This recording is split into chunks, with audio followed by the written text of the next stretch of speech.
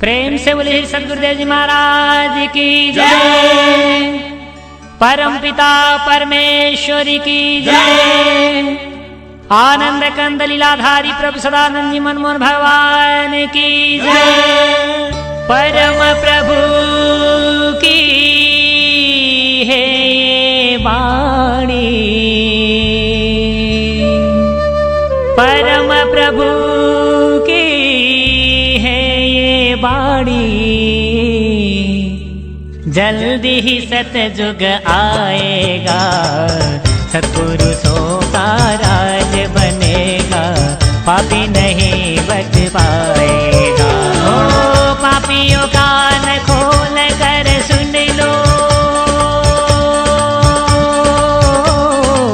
पापियों कान खोल कर सुन लो, पाप छोड़ कर धर्म पकड़ लो, तभी तू रहने पाएगा, सत्पुरुषों का राज बनेगा, पापी नहीं बच पाएगा। भीष्म पितामह जब सर सैया पर पड़े रहे 6 महीना, पूछने वालों ने पूछा, भीष्म जी से भी पूछा,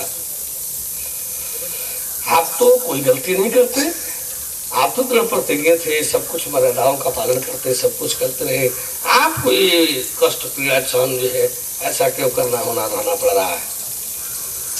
कहे कि हे भैया, जैसा अन्न वैसा तन, जैसा तन वैसा, जैसा अन्न वैसा मन, जैसा मन वैसा तन, जैसा अन्न वैसा मुक्तन, जैसा तन वैसा मन, जैसा मन वैसी वृत्ति, और जैसी वृत्ति वैसी कृति। आशित होने के बावजूद, सत्य के आभासित हो जाने के बावजूद जो सत्य का पक्ष नहीं लेता है, तटस्थ होने की बात अलग रही, सत्य आभासित हो रहा हो, ऐसा आभासित होने के बावजूद हम सत्य का यदि पक्ष नहीं ले रहे हैं, अधर्म का खुलकर का ही निर्धारित करेगा आपके फल फलाफल फल को, आपके भाग्य का निर्धारण ही करेगा। चाहे जितने ऊंचे स्तर के हैं, जो कोई भी है। रावण भक्त नहीं था, रावण भक्त नहीं था, अपने समय का सबसे बड़ा भक्त था, अपना सिर तक काट करके चढ़ाया था अपने गुरुदेव और महादेव जी को। ऐसा नहीं था कि रावण भक्त नहीं था। ये कहा जाए कि रावण मर्यादा का पालक भी नहीं था, ऐसा भी नहीं कहा जाएगा। कहाँ सीता के साथ जबरदस्ती किया? सीता ने मांग रखा कि मुझे अशोक वाटिका में रखो, अशोक वाटिका में रख दिया गया। कहाँ जबरदस्ती महल में ले गया? सीता के साथ कोई जबरदस्ती उसने छेड़खानी तक नहीं किया। हालांकि इसके पहले तो उसको श्राप था, इसके पहले तो वेदवंती ने उसको श्राप दे दिया था, वो जबरदस्ती कर भी नहीं सकता था, श्राप उसको याद था। इस तरह से जो है, और वो सीता थी भी नहीं जिसका अपहरण हुआ था, तो वेदवंती ही थी, सीता के रूप में हमाया की सीता बनकर आई थी। वो तो रावण से पहले श्राप देते समय कही थी कि चलो चलो तेरे नाश के लिए तेरे यहाँ आऊंगी, जो हमको जुलीबा चलना चाहता है, और आ करके तेरे महल में बैठ करके तेरा नाश कराऊंगा। यह पूर्णतः परिभाषा है ये ज्ञान का, एकदम कहीं किसी प्रकार का लेकिन इसमें नहीं। ज्ञान की एक सटीक परिभाषा है कि संपूर्ण की संपूर्णतः जानकारी ही ज्ञान है। तो कोई किसी चीज को संक्षिप्त रूप में बोल देना ये पर्याप्त तो है नहीं। बोलने का अर्थ होता है कि श्रोता के समझ में आवे, जिस भाव से हम जो चीज बोल रहे हैं उसी भाव में श्रोता उसे ग्रहण करे, यह बोलने का अर्थ है। बोलने माने क्या? भावों का आदान प्रदान। बोली क्या है? भावों को जो हमारे पास भाव है मेरे अंदर, जो मैं आपको देना चाहता हूं, जो मैं आपको बताना चाहता हूं, अर्थात मेरे समझ में, मेरे जानकारी में जो मेरे भाव हैं, इसको भाषा क्या है? भावों का आदान प्रदान में जो मालिका से करो। जरूरी ये है कि जिस काम को कर रहे हो उसको बढ़िया तरीका से करो। कोई जरूरी नहीं कि हमारी बात मानो, हमारी बात मत मानो, लेकिन मानो नहीं तो उस काम को अच्छा तरीका से करो, कोई शिकायत न हो। यदि बात भी नहीं मानोगे और अच्छा तरीका से करोगे भी नहीं, शिकायत भी आए, तब ये हमको मंजूर नहीं है। या तो जानो और जानने के पश्चात सही तरीका से, ठीक तरीका से काम करो। अन्यथा मत जानो, जानते हो तो ठीक है, सही तरीका से काम करो। हम कोई आदेश दे रहे हैं, कोई जरूरी नहीं है कि उसको मानो, आप अपना काम करो, लेकिन नहीं मानो और काम गलत करो, ये दोनों नहीं होगा।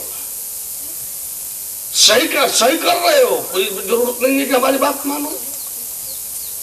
तो इस तरह से जो है हम लोग न चाहते हैं कि किसी को कुछ मनवावे, किसी पर किसी प्रकार का दबाव दे करके मानने के लिए हम उस पर प्रेशर दे, दबाव दे, और न तो हमको लगता है कि हमको कोई दबाव से कुछ मनवा लेगा। कोई हमसे दबाव से कुछ मनवा ले, कोई हमसे दबाव से कुछ कहवा ले, करा ले, नहीं तो सोचने ही में नहीं आया कभी। अच्छी तरह जानता हूं, जब मैं किसी पर दबाव से मानने मनवाने का दबाव नहीं देता हूं तो मेरे पर भी कोई क्या देगा, देगा भी तो मैं उसका कोई गुलाम थोड़े हूं। इसीलिए कभी भी किसी से 10 पैसा मांगने की कोशिश नहीं किया कि हमको खाने के लिए 10 को पैसा दे दो, 10 को रुपया दे दो। आए भी कभी बात अपने समाज में भी हमको पैसे की कोई काम की बात पड़ती है तो कहते हैं कि यह काम आप इसमें जुड़े हो, आपको यदि लगता हो ये सही है तो ये काम आपको करना चाहिए, ऐसा आप करो तो अच्छा रहेगा, ये काम अच्छा है, क्योंकि हमारी ड्यूटी है।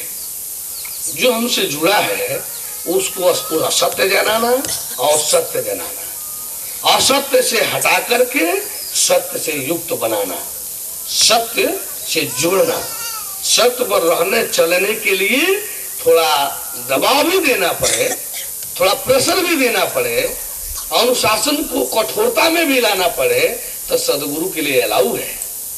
कठोर अनुशासन करके भी श्रेय के मार्ग में लगाना सदगुरु का कर्तव्य होता है। अपने शिष्य को, अपने सेवक को कठोर अनुशासन के अंतर्गत रख करके श्रेय के मार्ग में लगा देना, परम कल्याण के मार्ग में लगा देना, ये सदगुरु के ड्यूटी में आता है। हम लोग ये कठोरता भी लागू करते हैं अनुशासन का, तो उस पर पहले जानने की कोशिश करते हैं कि यह हमारा रहना चलना पसंद करता है कि नहीं। यदि ये हमारा होकर के रहना चलना पसंद करता है तब कठोर अनुशासन में हम लोग के लिए कोई सोचने की गुंजाइश नहीं है। यदि वह कहे कि मुझे आपसे मतलब नहीं है, मैं आपके अनुसार नहीं रहना चाहता, तो फिर अनुशासन की बातें खत्म हो गई। हम लोग अनुशासन भी उसी पर रखना चाहते हैं, कठोर अनुशासन भी उसी पर रखना चाहते हैं जो हम लोगों का होकर के रहना चलना चाहता है। और अब अलग है तो हम लोग चाहेंगे कि अपने कर्तव्य का पालन हर हालत में हर कोई करे। हम लोग का एक ही प्रश्न है, एक ही बात है, आदेश है कि हर कोई अपने कर्तव्य का पालन करे। कर्तव्य कर्म नहीं, कर्तव्य जो उसे करना चाहिए वह करे, ये उसका कर्तव्य है। इस समय धरती पर हर किसी का पहला कर्तव्य है, हर किसी का, चाहे वो बीवी बच्चा में बैठा है, चाहे वो किसी नौकरी चाकरी में बैठा है, खेती बाड़ी में बैठा है, चाहे जहां भी बैठा है। इस समय देश काल परिस्थिति की मांग के अनुसार हर किसी का पहला कर्तव्य है हर स्तर पर असत्य, धर्म, न्याय और अनीति को मिटाना, उसके स्थान पर सत्य, धर्म, न्याय, नीति को स्थापित करना। इसमें जहां तक हो सके, जितना हो सके, हर संभव प्रयास करके हर किसी को इसमें जोड़ना चाहिए। क्योंकि जब सत्य धर्म समाप्त हो जाएगा और न्याय अनीति समाप्त हो जाएगा तो शेष बचेगा क्या? सत्य, धर्म, न्याय, नीति स्वतः स्थापित होगा। और जब स्थापित होगा तो हमारी रक्षा और व्यवस्था, हमारी समृद्धि और संपन्नता, हमारा अमन और चैन, हमारी सुख और शांति सहजता पूर्वक हमारे चारों तरफ फैल जाएगी, सहजता पूर्वक हमारे चारों तरफ फैल जाएगी। फिर हमको जो है ये नाना तरह का दुख, कमी, अभाव और असंतुष्टि खोजने पर नहीं मिलेगी। तो इस तरह से जो है कर्तव्य पालन इस समय हर किसी की पहली ड्यूटी है। धर्म धर्मात्मा धरती की रक्षा, धर्म धर्मात्मा धरती की रक्षा पहली आवश्यकता है। धर्म धर्मात्मा धरती की रक्षा। आप जो सोचते हैं कि मुझे अपने पत्नी की, अपने बेटा बेटी की रक्षा पहले नंबर पर है, ये आपकी ना जानकारी है, आपकी ना समझदारी है। जब धरती रहेगी ही नहीं तो आपके सुरक्षित बेटा बेटी कहाँ रहेंगे? जब धरती रहेगी ही नहीं तो आपके सुरक्षित बेटा बेटी, घर परिवार, पत्नी, बीवी, बच्चा कहाँ रहेंगे? जब धरती खतरे में है, जब धरती खतरे में है तो बेटा बेटी का सुरक्षा बंद करके थोड़ी देर के लिए हर किसी को धरती की सुरक्षा में लगनी चाहिए। अभी देश पर जब आपातकाल घोषित हो जाए, अभी कोई युद्ध छिड़ जाए तो सारे विकास के कार्य बंद कर दिए जाएंगे। जो खरबों रुपए का बजट इस समय विकास में खर्च हो रहा है, अभी पाकिस्तान से कोई देश जो युद्ध छेड़ दे तो सारे विकास के काम वहीं ब्रेक कर दिए जाएंगे जो जहां तक हुआ होगा, और सारा धन खजाना जो है रिजर्व कर दिया जाएगा, पेट्रोलियम तक रिजर्व कर दिए जाएंगे, हर चीजें रिजर्व कर दिए जाएंगे। ये जो राशन वितरण हो रहा है वो दुकानों पर, वो रिजर्व कर दिया जाएगा मिलिट्री के लिए।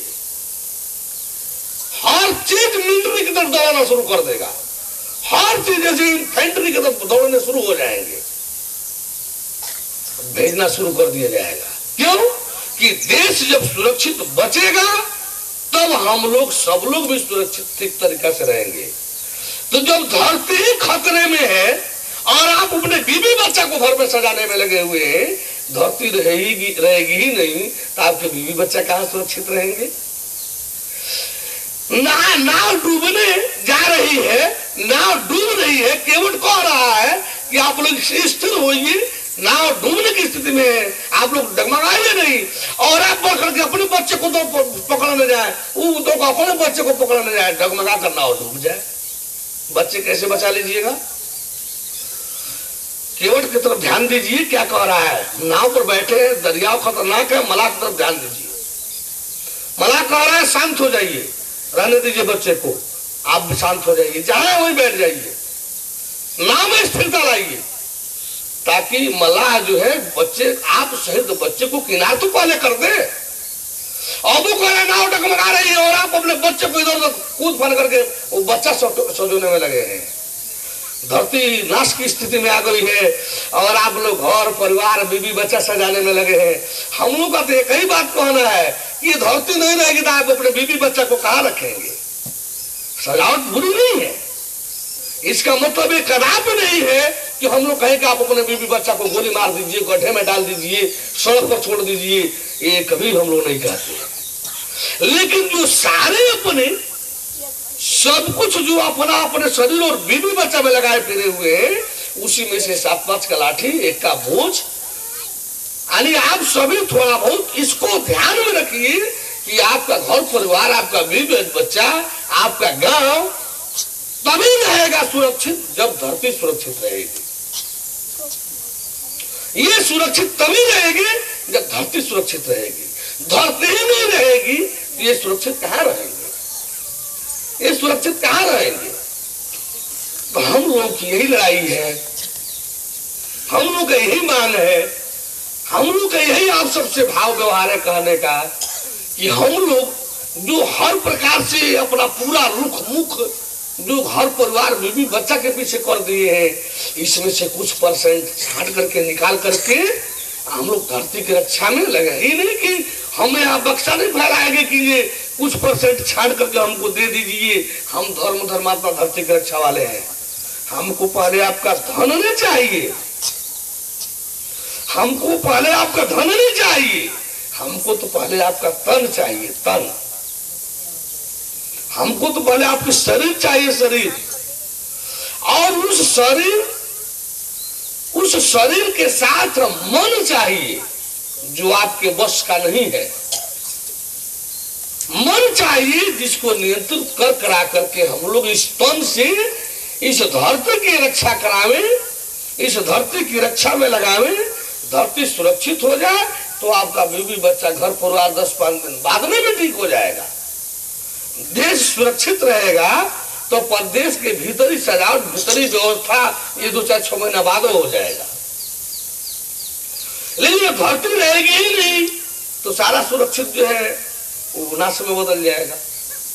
धरती सुरक्षित रहेगी, थोड़ा घर परिवार में तकलीफ भी होगा, दुख कष्ट भी होगा, और धरती सुरक्षित हो जाएगी तो धरती, प्रकृति और परम पुरुष तीनों को आप ना जानकार है, लेकिन इन तीनों को पता है कि आप कौन हैं और उसके साथ क्या व्यवहार बर्ताव दे रहे हैं। तो आप जो अपने जीवन को धरती, धर्म और धर्मात्मा की रक्षा में लगाए हो और ये जानेंगे नहीं, आप जो है दरिद्र और भिखारी और अकिंचन और फ्रस्ट्रेशन का शिकार होंगे। प्रकृति और पुरुष आपको नहीं पहचानेंगे। एक स्वतंत्रता सेनानी आज शरीर छोड़ लगा दिया स्वतंत्रता क्रम में, तो आज के राष्ट्रपति और प्रधानमंत्री भी उसके शहीद बजा करके सिर झुकाते हैं, उसके यहाँ फूल माला चढ़ाते हैं। खुदीराम बोस एक लड़का था 17 साल का, 18 साल का, सफल भी नहीं हुआ अपने काम में, सफल भी नहीं हुआ अपने काम में। देखा हमारे स्वतंत्रता सेनानियों को ये फांसी की सजा दे रहा है, ये जेल दे रहा है, इस अंग्रेज मजिस्ट्रेट को मैं मारूंगा। संकल्प लिया, उसके संकल्प का सीआईडी ने रिपोर्ट दिया, उसका ट्रांसफर जो है कलकत्ता से, बंगाल से जो है, कलकत्ता ने बंगाल से मुजफ्फरपुर कर दिया गया, बिहार में। वो वहां से लड़का चला इनको मारने के लिए। सब पता करके तैयारी किया कि अमुक रोज शाम को टहलने निकलते हैं 5 बजे करीब, अमुक रंग की गाड़ी से। अब वो बम लेकर के सड़क के किनारे बैठ गया। ठीक उसी समय उस दिन जो है कोई और दूसरी अंग्रेज महिला उधर से गुजर रही थी शायद, वो बम वो समझ के चला दिया। वो महिला जो है उसमें मर गई। अब भागते भागते रात भर दौड़ते दौड़ते दौड़ते दौड़ते जो है 20-22 किलोमीटर 25 किलोमीटर दूर सुबह हुआ। एक रेलवे स्टेशन की, छोटा रेलवे स्टेशन था, उसके बगल में कोई दुकान थी, तो उसको प्यास लग गया था और परेशानी कुछ हो गई थी। वो सुबह सूचना भी जानना चाहता था कि वो मरा कि नहीं मरा। हाँ, वो भागे भागे छोटी सी दुकान पर आया, मार एकदम उधर शरीर पता लग गया था कि भागो करके कौन भगोड़ा उगड़ा है। दुकान पर अखबार आया हुआ था, कोई पढ़ रहा था कि मुजफ्फरपुर में किसी ने बम मार दिया और अमुक रंग के कार पर जो है अमुक महिला, अंग्रेज महिला चढ़ी थी, जा रही थी, वो मर गई। उसके मुंह से निकल गया कि ओ फला, वो जज नहीं मरा, वो मजिस्ट्रेट नहीं मरा। एकाएक शंका हुआ कि यह, और कह रहा है कि फला नहीं मरा, मतलब अब दलाल भर्ती तो हर जगह है ही है, वहां फट से उसको पकड़ लिया गया, अब पुलिस को सुपुर्द कर दिया गया। सुपुर्द कर दिया, पुलिस पता चली तो जो पकड़ा झूठ नहीं बोला, हाँ हाँ हमने ऐसा किया है।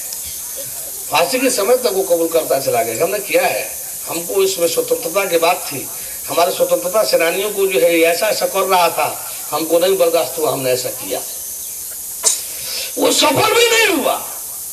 आज यदि देश के स्वतंत्रता सेनानियों में, शहीदों में यदि 5-10 का नाम लिया जाएगा तो शायद उसमें खुदीराम बोस का भी नाम आएगा, चंद्रशेखर आजाद, भगत सिंह, राम प्रसाद बिस्मिल आदि लोगों का नाम लिया जाएगा तो उसमें खुदीराम बोस का भी नाम आएगा। मंगल पांडे का नाम लिया जाएगा तो उसमें खुदीराम बोस का नाम लिया जाएगा। इन सबों का नाम जो है स्वतंत्रता सेनानी में कौन भुला देगा? झांसी की रानी का नाम स्वतंत्रता सेनानी में कौन भुला देगा? तो उसी तरह से ये राजतंत्र वाले इनके नामों को भुला नहीं सकते। जिनको एक बार जेल हुआ है स्वतंत्रता सेनानी में, जिनको एक बार जेल हो गया, उनकी देखिए गवर्नमेंट क्या सुविधाएं दे रही है। शायद 1000 रुपया पेंशन हो गया, इतना ही नहीं, उनका रिजर्वेशन हो गया हर नौकरियों में। उनके घर परिवार का एक सदस्य जो है किसी भी नौकरी में, सरकारी नौकरी में चला जाएगा। तो कब क्या हुआ उस समय वो झेले। तो क्या प्रकृति और पुरुष नहीं जानेगा कि आप धर्म धर्मात्मा धरती की रक्षा के लिए आप अपना ऐसे रह रहे हैं वैसे रह रहे हैं। हम कोई अपने माता पिता शरीर के माता पिता का श्राद्ध करने में हम सहायता मांगने आए हैं क्या?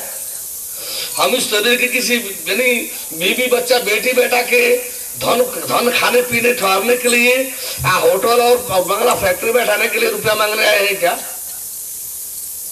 हम तो धरती धर्म धर्मात्मा की रक्षा की बात कर रहे हैं। धरती सुरक्षित रहेगी तो आप भी सुरक्षित रहेंगे, धरती नहीं सुरक्षित रहेगी तो आप सुरक्षित रहेंगे क्या? हम लोग तो धरती की सुरक्षा में आगे आपके तन को करने आए हैं। ये भी नहीं कि आप हमको रुपया दे दीजिए, क्या गर्ज है हमको रुपया के लिए? आप रुपया कमाते, हम रुपया नहीं कमा सकते क्या?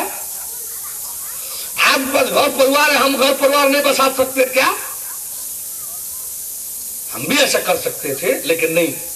हम लोग की पहली चिंता है धरती की रक्षा, हम लोग की पहली चिंता है धरती की रक्षा। धरती सुरक्षित रहेगी तो सब लोग सुरक्षित रहेंगे। हर लोगों को अपने को सुधरने संभलने का मौका मिलेगा, हर लोगों को अपने बीवी बच्चों में ठीक से रहने का मौका मिलेगा, अमन चैन से रहने का मौका मिलेगा। धरती नहीं रहेगी तो बीवी बच्चा कहां से रहेंगे? बीवी बच्चा में हमको आनंद मौज मस्ती से रहने का मौका कहां से मिलेगा? तो हम लोग तो धरती की धर्म की रक्षा क्यों चाहते हैं कि शांति रहेगी तभी आपके परिवार में आपको आनंद भी मिलेगा। शांति और शांति नहीं फैलेगी, अमन चैन नहीं रहेगा तो आप चाहे कि अपने घर परिवार में बैठ करके आनंद मनावे, ऐसा करना संभव नहीं है। अमन चैन जब रहेगा तभी जाकर के आपको पारिवारिक आनंद भी सुलभ हो पाएगा। अमन चैन समाज नहीं रहेगा, शांतिपूर्ण समाज नहीं रहेगा तो आपको अपने भरा पूरा परिवार के बावजूद भी शांति नहीं मिल सकती है, खुशी और आनंद नहीं मिल सकता है। सब चारों तरफ हाहाकार लूटपाट खसोट मार काट बना रहेगा। आप कैसे सुरक्षित रहेंगे? कैसे सुरक्षित रहेंगे? लोग एक समय था जनाना चाहते थे, जिनके घर में कुछ नहीं रहता था वो रूखा सूखा कागज आकर के बाहर वो कुछ मुंह में डाल लिए और बाहर आकर हाथ चलते थे कि लोग जानने न पाओ कि मेरे घर में कुछ नहीं है। आज तो सब कुछ रख करके आप दरवाजे पर आपको जो है यानी दाल चावल रोटी सब्जी दूध दही घी अचार खाना हो तो चुरा कर खाइए, नमक रोटी खाना हो तो दरवाजे पर कुर्सी पर बैठ कर खाइए, नमक रोटी खाना हो तो दरवाजे पर कुर्सी पर बैठ कर खाइए। यदि आप उसके साथ दाल रोटी घी चावल दही दूध अचार खाना है तो आपको घर में चुरा कर खाना पड़ेगा, नहीं तो देखने वाला खाने नहीं देगा आपको। 2 दिन 4 दिन 10 दिन खाइएगा, आज देखने वाला देखेगा तो आपको चैन से खाने नहीं देगा। एक समय था कि आप बढ़िया खाइए बढ़िया रहिए, बगल वाले को अच्छा लगता था। यह समय है कि आप बढ़िया खा रहे हैं, आप अच्छा रह रहे हैं, हमको नहीं मिल रहा है, हम घात लगाएंगे कि या तो हमको मिल जाए नहीं तो आपसे हट जाए, या तो हमको मिल जाए नहीं तो आपसे हट जाए। कम से कम आप हमको कहने लायक न रहे, हमको बढ़िया खा रहे हैं बढ़िया रह रहे हैं, तू नहीं तुझे नहीं मिल रहा है। बोले प्रभु परमेश्वर की परमेश्वर परम ब्रह्म खुदा गॉड अल्लाह ताला हक ताला कादरे मुतलक करीम रहीम रहमान जौरे मजदाओ Jehovah supreme almighty supreme sovereign God father, ये सब जो है एक ही के विभिन्न नाम है, एक ही के विभिन्न नाम है। ये सब अलग नहीं है, 2 4 10 20 नहीं है। एक था, एक है, एक रहने वाला है। वास्तव में वो सृष्टि के पूर्व भी था, उसे ही सृष्टि के पश्चात भी रहना है। वह परमात्मा परमेश्वर परम ब्रह्म जो है, जो खुदा गाड भगवान है, एक था, एक ही है और एक ही रहने वाला है। सृष्टि के पहले था, सृष्टि के पश्चात भी रहने वाला है। ये सृष्टि जो है, ये सृष्टि जो है, ये ब्रह्मांड जो है, उसी द्वारा उसी का उसी में खेला जाने वाला एक खेल है। सृष्टि जो है उसी में खेला जाने वाला एक खेल है। हम उस खेल को जान नहीं पा रहे हैं। हम उस खेल को जान नहीं पा रहे हैं, इसीलिए हम सब जो है अपना अलग अस्तित्व बना करके, अपना अलग घेरा बना करके हम हमार परिवार, हम हमार जिला, हमार प्रदेश, हमार देश, हमार जाति, हमार वर्ग, हमार संप्रदाय, हमार संगठन, हमार समिति, यानी हमार इस जगह जगह जो कायम करते हैं, तो जहां हमार शब्द लागू होगा वहां चाहे अनचाहे तोहार भी हो जाएगा। जब शब्द हमार बनेगा तो ये हमार क्या करेगा? तोहार को जन्म देगा। जब हम बनाए खेत है, ये एक और खेत पूरा गांव का चला गया, इसमें मेरा लगाए कि हमार, तो ये हमार कहने का मतलब कि शेष जौन हो हमार ना हो। जबकि मेरा रहबे न करे तो सबको कहा जाए कि हमार हो, हमार हो। हर कोई कहेगा हमार हो। हमार कहने के बावजूद भी किसी का हमार नहीं रहेगा। जब सब एक ही रहेगा तो हमार कह करके भी हमार नहीं बनेगा, तोहार नहीं बनेगा। लेकिन जो मेरा लगाएंगे, हमार पत्नी, हमार परिवार, हमार समाज, हमार घर, हमार, तो अब हमार जो लगाने का जो सवाल है, यही आकर के सारे विकृति विग्रह का बीज है। केवल द्वेष ही विकृति बीज नहीं है, द्वेष से अधिक विकृति बीज जो है, विकृति बीज राग है। राग कम विकृति नहीं है, राग छोटा विकृति का बीज नहीं है। राग न है तो द्वेष होगा ही नहीं। राग न रहे तो द्वेष होगा ही नहीं। और राग द्वेष क्या है? समाज का कोड। राग द्वेष क्या है? समाज का कैंसर। अब कोड कैंसर जो है काबू में आ रहा है। अब उदाहरण देना पड़ेगा कि राग दोष क्या, द्वेष क्या है, तो समाज का एड्स अभी काबू में नहीं आया है। एड्स जो है अभी काबू में नहीं आया है। तो ये उस तरह की भयंकर बीमारी है कि जिससे ग्रसित होने के बाद मुक्त होना आसान नहीं होता है। तो हम लोग जो है कुछ दो तरह का उपदेशक भी कहे कि कुछ पाप से हटा करके पुण्य कराने में लगे हैं।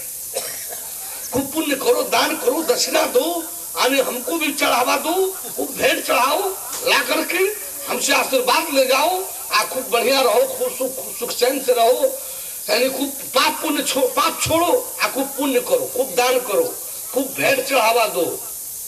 हम लोग तो बड़े विचित्र किस्म के हैं। जिस तरह से पपुआ छोड़ने को कहेंगे, उसी तरह से पुण्य में छोड़ाने वाले हम लोग हैं। हम लोग ने पाप पुण्य दोनों देखते हैं कि नहीं, अंतर इतना ही है कि एक लोहे की जंजीर है तो दूसरी सोने की जंजीर है। जंजीर है दोनों।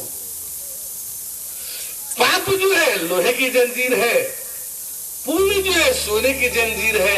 जंजीर है दोनों।